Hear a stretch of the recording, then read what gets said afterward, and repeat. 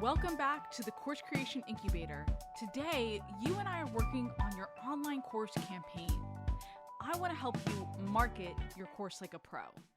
I'm Gina Onativia, and as an online course coach and consultant, I get to help course students and clients build their online courses and create more effective marketing campaigns, the kind that get cash flow going, build your audience, and keep your students coming back for more. For success like that, you've got to put yourself and your course out there. Now, this is the year of getting your course done, and it's also the year you're going to promote the heck out of it and really go big. And by the way, if you're feeling stalled on your course creation, take my quiz to help you figure out what's holding you back from online course creation success. Go to coursecreationboutique.com/quiz or check it out in the show notes. Now, I see so many course creators make one major mistake once their courses are done, and it really bums me out. I call it the whisper. It's when I see a course creator send out one email, maybe throw together one lousy Insta post. That is a whisper. No, I want you yelling from the rooftops that you've got something to share. You've got incredible expertise that everybody should buy to help them transform their lives.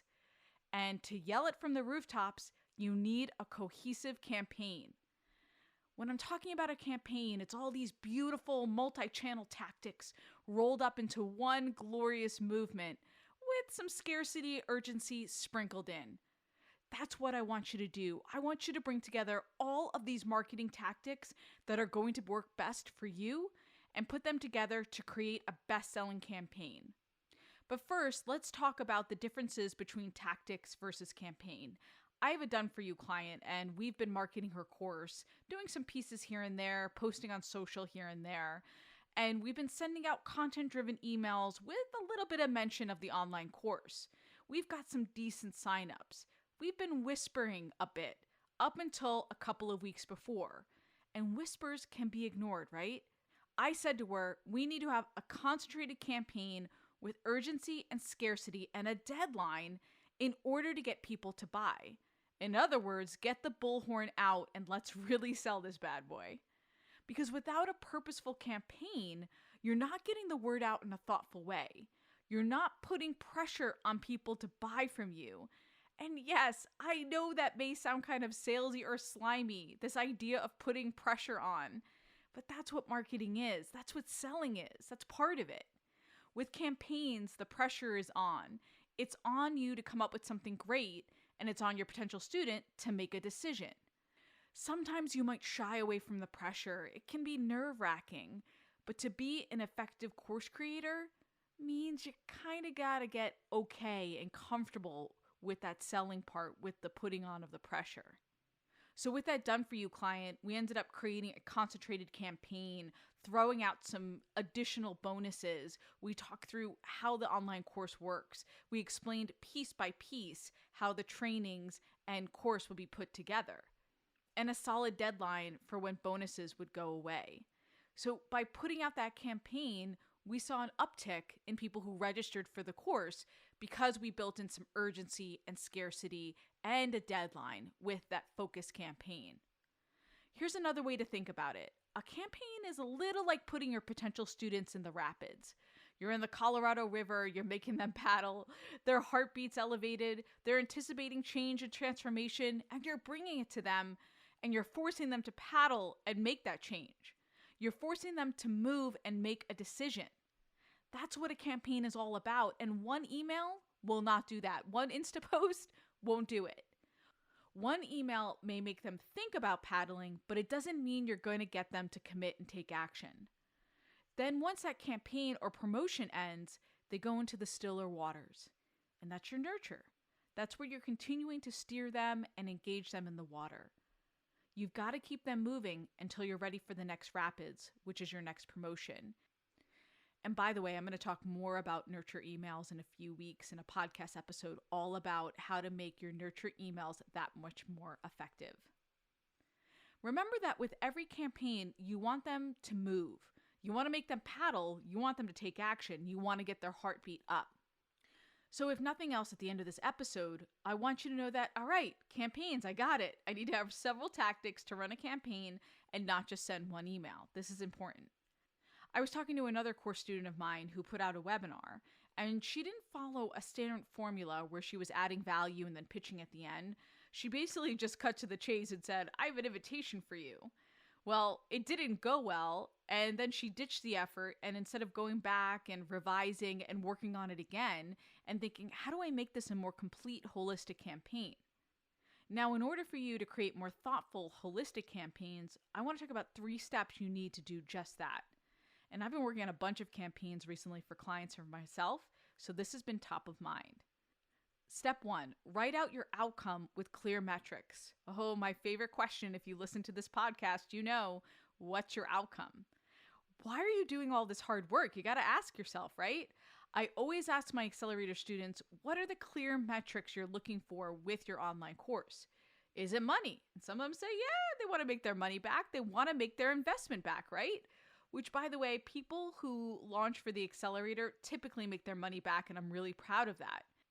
And in the 6-week accelerator, we do touch on launches, and those creators who usually implement the strategies, the tactics, and steps I'm sharing with you today do so well, it's incredible. And then there are some other course creators who just want to test out an offer and make sure that they have price validation. Other course creators want to test out a webinar and test out the format. And some just want to generate leads for list building. So whatever your purpose is around launching your course, write it down. You could have multiple outcomes, by the way, and then add some clear metrics against those. So if you want a list build, do you want to add 500 to your list or 50? Do you want to make your money back on a $1,000 investment, or do you want to make 5,500? Or do you want to enroll a certain number of students because you know eventually you're going to upsell them to your group coaching program, for example? Whatever it is, put down the metrics. I always like to ask my consulting clients this as well, because inevitably there's a number that we tell ourselves, and then there's a number we might make up in our heads. I had a client who always had another number in her head. Then we'd hit the number she'd tell me or share with the team, but then she'd still be kind of upset at the end of a promo because we didn't get the secret number. Yeah, that's right. There were 2 numbers floating around, but we only knew about one of them. We only knew about that initial number. So my solve for that is to have those 2 numbers, but then define them, right? Have your goal and then have your stretch. You're going to celebrate either way. If you hit the goal, it's party time, okay? We're celebrating. And now if you hit the stretch, you're just going to celebrate even more. Okay, so that's number 1. What's your outcome or series of outcomes? It could be more than one as a reminder with your clear metrics. Step 2, come up with your flight plan. This is not your plan of execution yet. This is just a list of how you're going to get to your outcome. So for example, if my outcome is to run a challenge and get 20 people to ultimately buy my course, say my focus course, then how I'm going to get there is step 2, your traffic plan or your flight plan. Now it's funny because my husband Alex has a friend Matt who's running for office in Texas, and he was a fighter pilot. And I said to him, you need a flight plan to figure out how you're going to build your website, your social media, everything like that. It's just like building a course, right? And marketing that. He's marketing himself. He's like, oh, don't use my jargon against me. And he said, well, you just need a list of all the ways that you're going to market. He can call it a traffic plan. Because it doesn't matter if you're selling an online course or running for office, you've got something to sell. You've got an ask. So you need a well-rounded campaign. Now, when you're approaching your flight plan, first, pick your selling mechanism. Are you going to run webinars, do a challenge, run a video series? Those are just a few examples. And then 2, ask yourself, how am I going to drive traffic to that selling mechanism? Think through all the different ways you can drive traffic to your campaign. These 2 elements, your selling mechanism and your traffic plan, are what make up your flight plan. So let's pretend I'm doing that 5-day challenge. I've got a big giant spreadsheet where I'm listing out, okay, I'm going to do email marketing, have some organic social, I'm going to have some ads, I'll do a little bit of affiliate marketing, I'm going to do some podcast interviews, and then list all the different ways these tactics will drive traffic to, in this case, that challenge. That's a really good flight plan. So now that you have your flight plan and you know the different ways you're driving folks to your challenge or webinar or whatever your way of selling is, you're going to create breakouts, quote breakouts, what I call them, for each of the ways that you're driving traffic. It could be a Google Doc, it could be Trello or Asana project. I really like Google Docs that dictate the details of how you're going to work with that specific tactic. So let's go back to the challenge campaign I'm doing. Email marketing will be one of the ways that we drive traffic. So I'll create a spreadsheet that lists the emails that are going to go out. Then with that spreadsheet, I'll have a Google Doc that corresponds to each of the emails with the actual copy for the emails. For social media, I'll have another Google document just for that. Then there's affiliate marketing. I'll have a Google Doc detailing all the execution points. So if you have 5 breakout tactics, you're going to have 5 or at least 5 different Google Docs or documents to help you roll that up into a campaign. So look at all that you've accomplished if you walk through these 3 steps. You've set out your outcome with your metrics, you've figured out your flight plan, and then you've got your breakouts where you note how you're going to take action on that plan. That's how you run a cohesive multi-channel marketing campaign.